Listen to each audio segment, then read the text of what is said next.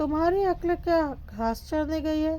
जो शहर की नौकरी को छोड़कर गांव में बसने का विचार कौन रहा है? देखो, तुम्हें जाना है तो जाओ, मैं नहीं जाने वाली।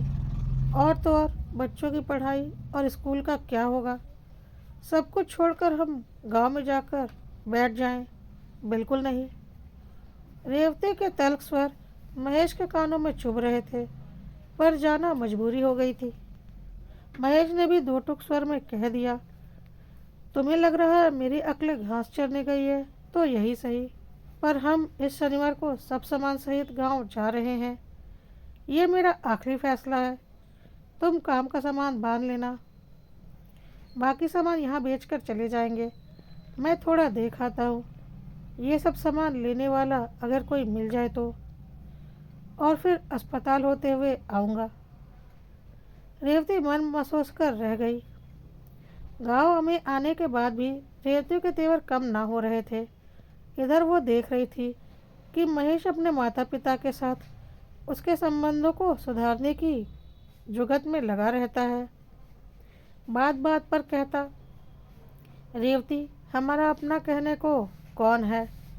तुम भी देख रही हो, शहर में ही मेरी तबीयत बिगड़ने लगी थी। कल को कुछ हो गया तो इनके अलावा हमारा अपना कहने को है ही कौन?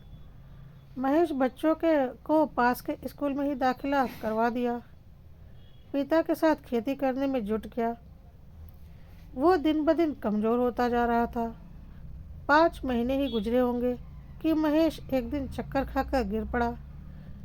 पिता ने बहुत कहा, चल किसी डॉक्टर से दिखा ले, पर वो मना करता रहा। महेश को तो पता ही था बीमारी उसके शरीर में अब अंतिम पड़ाव पर है, और वो कब चला जाएगा ये उसे नहीं पता। एक रात सोने से पहले उसने रेवती से कहा, रेवती, मैं अब नहीं बचूंगा। शहर में ही मुझे पता चल गया था कि मेरी ज़िंदगी ज़्यादा नहीं है। उधर कोई परमानेंट जॉब तो थी नहीं, इसलिए सब कुछ छोड़कर यहाँ तुम्हें ज़बरदस्ती ले आया। तुम्हारे मायके के हालात भी सही नहीं हैं, जो मेरे ना रहने पर तुम्हारा और बच्चों का ख्याल रख सके। यहाँ माँ बाबूजी तुम सब पर जान लुटाते हैं। बस यहाँ से कहीं मत जाना, इनके साथ ही अच्छे से रहना। तुम कह रही थी ना मेरी अक्ल घास चरने गई है। ये सच है कि अभी अक्ल से ही काम लेकर यहाँ आया हूँ, ताकि सबके साथ तुम लोगों को घुल मिल जाने दूँ। मेरे जाने के बाद भी अच्छे से रह सको तुम लोग। ये कैसी बहकी बहकी बातें कर रहे हो? सो जाओ, कुछ नहीं होगा तुम्हें। रेवती महेश की बात सुनकर घबराते हुए बोली। महेश उसकी तरफ देखकर मुस्कुराते हुए सो गया, कल की सुबह ना देखने के लिए।